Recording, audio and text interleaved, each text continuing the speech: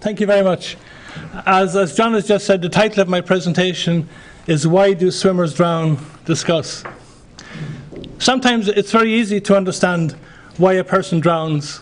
A non-swimmer falls into deep water, can't support himself on the surface, submerges, cannot breathe, no oxygen, the heart stops, the person dies. Easy to understand. But other times, especially if the person is young, fit, and known to be a good swimmer, it's quite complicated understanding the how and the why a person drowned. There's a lot that we actually know about drowning, but there's also quite a lot that we don't know. What I plan to do in my presentation is to take and discuss some of what we do know about drowning, and then to use that to speculate just a little on some of the things that we don't yet know about drowning. I'm going to begin by discussing the development of air-sea rescue within the Royal Air Force during World War II. And the reason I'm doing so is that some of the lessons that were learned then are still relevant and are still true today. The information that I'm showing you, or that I'm going to use, is taken from a book titled Shot Down and in the Drink, which is an authorised history of air-sea rescue within the Royal Air Force. Prior to World War II, most long-distance flying over water was done in flying boats. And there was a sort of an underlying assumption, possibly a sales assumption, that if the plane got into difficulty, it could land on the water and it could function as a boat. Sometimes it worked, other times it didn't. There's an awful lot of water around Ireland and Britain. And in the mid-1930s, within the Royal Air Force and within the Air Ministry, it became obvious that if war was to start with Germany, a lot of flying would be done over water at the start of missions and also at the end of missions. And so there was a real danger that aircraft would end up in the water. So some steps were taken. One was that all pilots, all air crew were given life jackets. Secondly, in small aircraft, individual dinghies were installed where possible, and in larger aircraft there were the larger round dinghies. Now these were not the covered, canopied rafts that we know today. These were just simply small dinghies. And also some high-speed rescue launches were trialled and ordered. And so everything was prepared. Now, if you're in an aircraft that crashes into water, then there is a fair possibility that on impact you will be knocked unconscious. And if you're unconscious in water, it doesn't matter a damn whether you can swim or not, because swimming ability will not play any role in your survival. Now the same applies also if you're in a car that crashes and enters water. If you open your seatbelt, there's a possibility that you will strike your head off the dashboard or the windscreen, knock yourself unconscious, and once again, your survival will not depend on your swimming ability, but will depend on others. Which is why the advice is, if you happen to be in a car that's about to enter water, don't open the seatbelt until it stops. And as an aside and a sales point, if you're interested in cars in water, in the Lifesaving Foundation's 2013 conference DVD, there's an excellent presentation. Now, you may not be unconscious.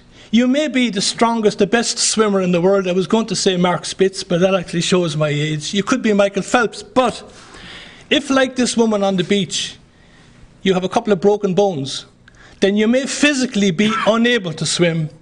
And just like the person who's unconscious, swimming ability will not play any role in your survival. Some swimmers drown because they overlook the fact that there may be occasions when they actually cannot swim to safety. And they don't plan for it, they don't prepare for it. This is a photograph I took. My wife and I went for a walk along the quayside in my home city of Waterford, and I saw this yacht, and my attention was drawn to the back of it, the stern of it, where there are some containers. And I was reminded of a presentation I once attended by a master mariner who said on his yacht, at the stern, he has a number of half-filled water containers which are lashed or tied together fairly loosely, but they're not actually lashed to the yacht. So that if by some chance the yacht sinks and his life preserver or his life cancer doesn't inflate, then these will surface. The yacht may sink, but these will surface, and he has something that's buoyant to hold on to and an awful lot of water to drink. So this is an incident of pre-planning. But back to 1940, the air battle of Britain and the RAF. In spite of having life jackets, in spite of dinghies, and in spite of fast high-speed launches, there's a situation that the number of drownings continued to rise until it reached a high of 260 drowning deaths a month.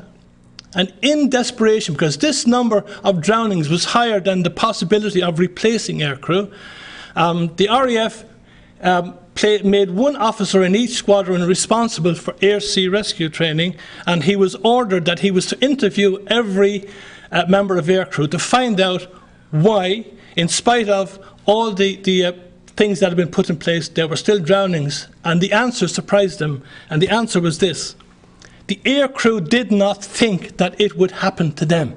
They suffered from what's called the "it will not happen to me" syndrome. So therefore, in the belief that, well, it's never going to happen to me, they didn't train for it. They didn't even discuss it. So what was immediately put into place was a change of plan, and it was simple.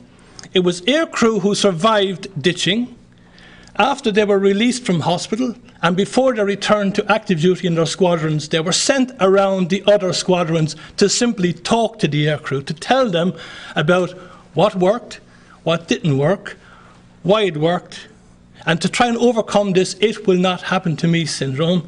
And very rapidly, from October 1940 to the early months of 1941, the survival rate rose from 20% to over 50%. The most best-known modern ditching of an aircraft is US Airways Flight 1549, which shortly after taking off from Washington struck a flight of birds. They lost all power in the engines, and the captain, Captain Sullenberger, having been told that there was no runway available to him, decided the only place he could put the plane down that wasn't a built-up area was in the middle of the River Hudson. And in an interview he says that while he still had some control over the aircraft, he aimed for it to crash near some workboats in the belief that the closeness of help would reduce the likelihood of panic among the passengers, which proved to be correct. If you look at the here, you see this is a workboat, and these are some firefighters there helping people. And if you look more importantly at the passengers, they're almost casually walking along the wing of an aircraft that's in the middle of a wide river. No sign of panic. Because panic is a factor in drowning. And it's a factor in the fact the incidents that it's there, that people are in a panic, or the fact that they're not in a panic. Professor John Leach is a world expert in panic, and he defines panic as behaviour in which judgment and reasoning deteriorate so as to result in self-destructive acts. So if a person is in a panic, they're in a self-destruct mode.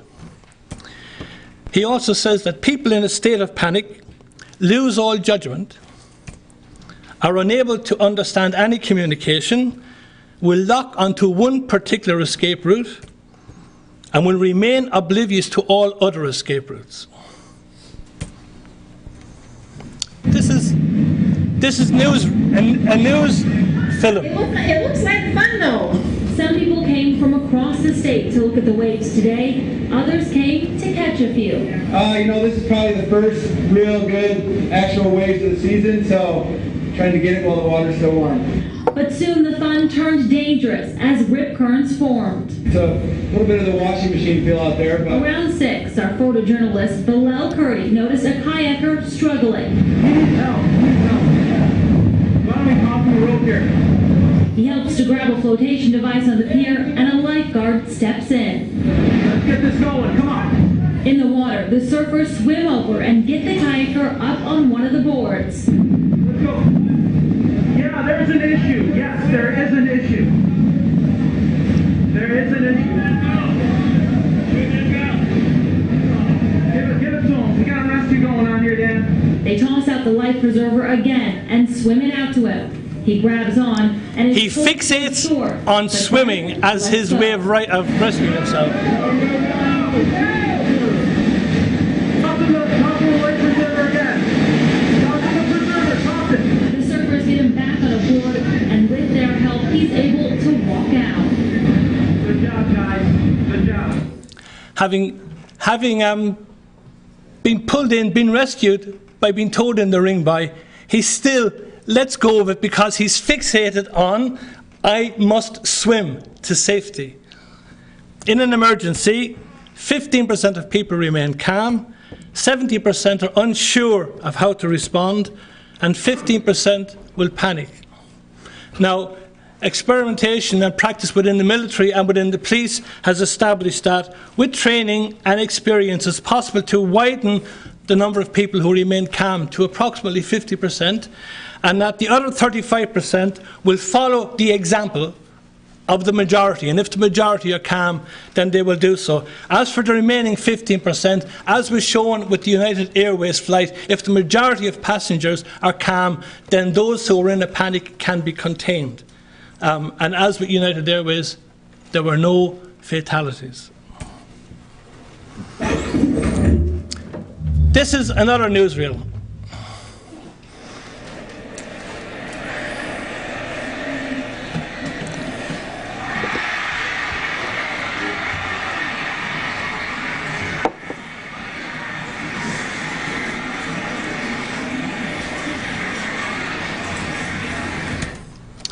Sometimes one small piece of information in advance can make a life-changing difference. Now, here is the piece of information that I'm going to tell you that may at some stage save your life. The forelegs of a bull are shorter than its hind legs. So bulls find it easy to go up steps, but very difficult to come down steps. So let's have a look again, and with that knowledge, ask yourself, would I run up or would I run down?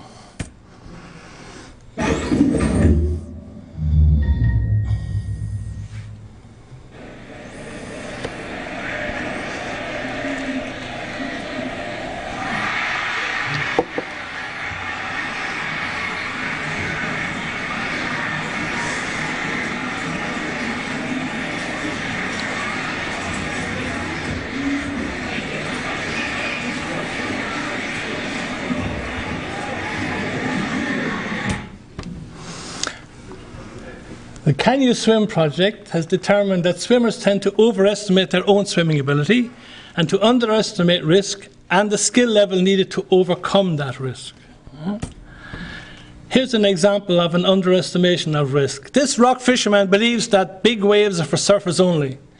Now, big waves are a fact of life, and they rise regularly, and if a big wave rises in front of this particular man, he has to run across wet, uneven, rocky shores and hope that there is some height that he will get to, because if a big wave rises up in front of him, it will pick him up and it will smash him against the rocks, and he will be in the I'm unconscious, or I have a lot of broken bones, and swimming will not play any role in his survival. It's a question of, in those circumstances, you dump and run if you can. You dump your fishing gear and you run.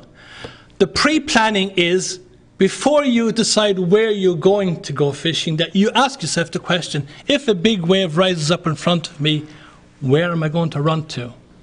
And the other piece of advice is, if you don't know, don't take your son fishing with you. Here's another example of overestimation of, or underestimation of risk. This is a chicken dare. I don't know if you can see the young lad running there. It's a young lad, and the dare is, can you outrun the wave? Swimmers may risk take believing they cannot drown. This dare was, before the wave hits, could you run along the length of the walkway before the wave hit? Again, if it struck you, if you got it wrong, it picked you up and smashed you, and whether you could swim or not played no role. So why do swimmers drown? Some swimmers drown because they think that it cannot happen to them, and they don't plan for the possibility that they cannot swim, and they are in denial. This is an image I took from a blog. The husband was writing in the blog, they were on holidays in Mexico, and he says, look at my wife with her hat on her, and she's covered up, and because she doesn't want to get sunblock or sunburned and skin cancer, and look at her life jacket because she can't swim. But look at me, I'm going to get a fine suntan and I can swim. I don't have to wear a life jacket. This was the image that Luis called hombre estupido. Men are stupid, right? Because there is just a possibility that statistically non-swimmers are safer on water or near water. Now, I didn't say in water, because there is a possibility that the majority of those who drown can swim. But swimmers are probably safer in water, on water or around water, but they're not safe. That "or" is very important, but it's often overlooked, that being able to swim makes you safer, but it does not make you safe. These are the three drowning majorities. Majorities of those who drown can swim, they drown in open water, and they drown close to safety. Let's look at can't swim. Occam's razor is a scientific principle which basically says that in any explanation you should try to reduce the number of assumptions to the lowest number, and that where you have different or competing solutions to the one question, the one that is most likely to be correct is the solution that has the least number of assumptions. So if we ask the question, why do swimmers drown? The assumption with the answer with the least number of assumptions is that they drown because they can't really swim. But it is not feasible to say that every person thought to be able to swim who drowns is not really a swimmer. But it is a fair assumption to say that a number of those who drown who are thought to be swimmers are not really swimmers. They're more paddlers than swimmers. The second majority, the majority of those who drown, do so in open water. Drowning is situational. The location does matter. Drowning in a pool is different to drowning in a lake. Both are still fresh water, but different. Drowning in a slow river is very different to drowning in rapids, because the energy in the river itself is very different. Drowning in a river is different to drowning in the ocean. One is fresh water, one is salt water. And even in the ocean itself, drowning in the deep ocean is very different to drowning close to shore where you have surf, although both are still the ocean. The point being made here is that experience in open water is not directly transferable. Being experienced in one type of open water will not necessarily act as a protection in other open water. The first time problem is the thing I created, and it basically says that inexperienced open water swimmers are sometimes overwhelmed by the number of new experiences. And there's a paper on it in IJAR, in the International Journal International Journal of Aquatic Research and Education. Sorry, Steve. If you go onto the Lifesaving Foundation website, there's a full copy of it. This lad here is an experienced open water swimmer. He's used to swimming in lakes. He has a wetsuit on him. He has goggles and a hat. Now, this is not the same now, but if he were on a yacht and he decided, right, I don't need to wear a life jacket because I'm experienced in open water, then he's wearing clothing, he's not wearing his wetsuit, he doesn't have the buoyancy in the wetsuit, he doesn't have the protection against the cold, and quite possibly the reason he's in the water may be that he got a belt of a boom, right, and that he's actually stunned or unconscious in the water. So this type of experience, while it's useful, is not directly transferable to this situation. The third majority is that those who drown do so close to safety. There's a good bit of evidence to suggest that the majority of people drown within 100 meters of safety.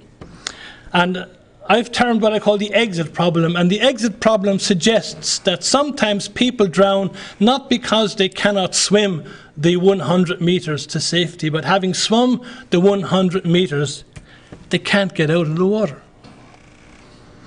And so I speculate that some swimmers drown because they can't actually exit the water. And if we look at some waters, They're high, steep sides. You can be at the bottom there, and if it's at night, no one to help you, how will you get out? It can be a wide expanse of mud between the actual edge of the water and the land itself. Or you can have high or wide natural banks that crumble away. Or you can have, as again, the ocean, where the ocean meets the shore. One of the most dangerous places in the world. And again, there's a paper called The Exit Problem, which you can download from the Lifesaving Foundation. I'm going to show you a video. I need just to exit from this and to show you. This is Professor Michael Tipton talking to Professor Alice Roberts. Alice Roberts is in the water. Shock response, and that's caused by that sudden fall in skin temperature. And that gasping, is that normal? Uncontrollable gasping. Yeah. Now, of course, if you happen to have gone under the water, you've only got to take about a third of a breath in, and you've gone past the lethal volume for drowning. As I get my breathing under control, I can appreciate other changes happening in my body. There's a stinging sensation as well.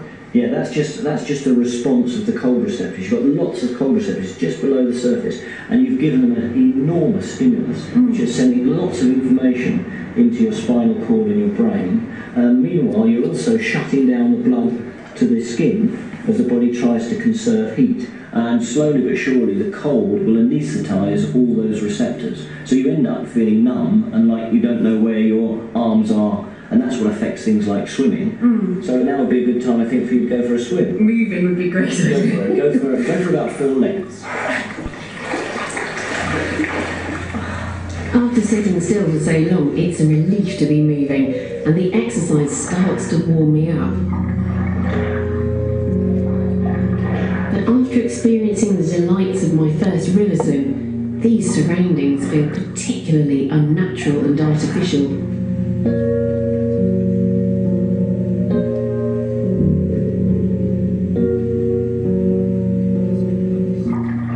Now she's swum just 4 lengths, 100 metres, right? It feels quite warm actually. I mean, I'm aware I'm in a cold environment. Can I get ahead? Yes. Can you manage? I've got a tingling sensation. Okay. On my arms and then I can't manage. Oh, that's strange. After just a few minutes, the numbness in my limbs has made even simple tasks like climbing out of the pool a real challenge. The comparison between the earlier image from the infrared camera and my current one shows the dramatic change in my skin temperature. Just going to exit out of that. So there you have an example of an inability to exit from the water by someone who's an experienced swimmer. What we do know is that very quickly we lose our grip. Cold affects your ability to grip, to hold on to things, and here are examples where in order to exit from the water you need to be able to grip and to have a firm grip, which is not something that you can do after being chilled. There is also another possibility, and it's basically this: males have greater upper body strength than females. And there is the possibility that a weak swimmer, male, at the end of a short swim, may actually have the upper body strength to pull himself out of water, whereas a better female swimmer, because she's lacking in upper body strength, may not do so. And in the case where swimming ability isn't the survival factor, it's the upper body strength. Now there's something else, and it's something that affects people like myself. Right? I suffer from osteoarthritis. And that means that if I raise my hands above my shoulders, I have great difficulty. Recently, my wife asked me why I had stopped swimming in certain swimming places. And I had to explain to her. The answer is I could no longer pull myself out of the water. I had to restrict my swimming to beaches with a sloping where I could walk out. And there is just a possibility, because I was a lifeguard for 30 years and I have a lot of experience in open water, that were I to drown, there would be an assumption that it was a suicide. When in fact, the possibility is that it happened because I literally couldn't raise my hands above my shoulders. So even someone like myself with a lot of swimming experience, exiting the water is still a problem. These are some solutions. This is Dublin, the River Liffey in Dublin, where the council paints behind the walls white. This is Albert Docks in Liverpool, where chains were, this is Victorian, this was put in for the docker, so that if a docker fell into the water, he could grab hold of the chain, push his elbow through the large link and crack his elbow, and then he was no longer drowning. He was literally hanging out of the water, and this is done in some places with ropes as well. I postulate that it's not possible to make a person drown-proof, but it is possible to make them drown-resistant by giving them skills, experience and knowledge. This is a leaflet produced by the Lifesaving Foundation with the aid initially of Admiral Frank Golden, and I've given you copies of the earlier document, and was then updated with the aid of Professor Mike Tipton, which basically says if you're drowning, you float first, you sort out your breathing, then you think about swimming. So in a drowning situation, what's the advice? This is the advice. You float on your back, you cough and you clear your airway. That's your first priority, to clear your airway, to sort out your breathing. Because if you're breathing, you're no longer drowning, because the definition of drowning is an inability to breathe. Then you force yourself to breathe slowly, because one of the effects of cold is hyperventilation. You start to breathe quickly and you attempt to slow down your breathing. You swim slowly, because if you double the speed that you swim, you quadruple your energy requirements. And sometimes this is a mistake swimmers make. They think, I've got to get out of the water as fast as I can, so therefore I'll swim faster. Faster you swim, more you use up oxygen. If you're drowning, then you have a problem replacing that oxygen, and you experience what's called sudden total swim failure. You swim with your head out of the water, focus on your breathing. You swim with your hands in the water. The knowledge is you understand cold shock. You understand that if you enter cold water, you will experience pain and breathing difficulty, but it passes quickly. You learn to float in street clothing, because very few people drown in swimwear. You learn to swim in street clothing, not to take it off, to swim in it. You wear a life jacket when appropriate, and the life jacket should be a proper, correct fitting life jacket. And if you're going to rescue, you always rescue with a buy-in date, because whatever caused the person in the water to drown could also happen to you. Why do swimmers drown? They drown because they lack some skills. They drown because they don't have sufficient experience in cold water and open water, and they drown because they're lacking in knowledge. And this is a summary. Swimmers drown because of the "it will not happen to me" syndrome. They may be unable to really swim. They overestimate their own swimming ability. They underestimate the risk associated with certain activities. They're lacking in certain water skills. They risk take in the belief that, well, if I get into trouble, I can swim out of it. They don't plan for the possibility that they can't swim. And the water experience they have is not always directly transferable. They cannot exit the water, and all of those increase the likelihood of panic. Thank you very much.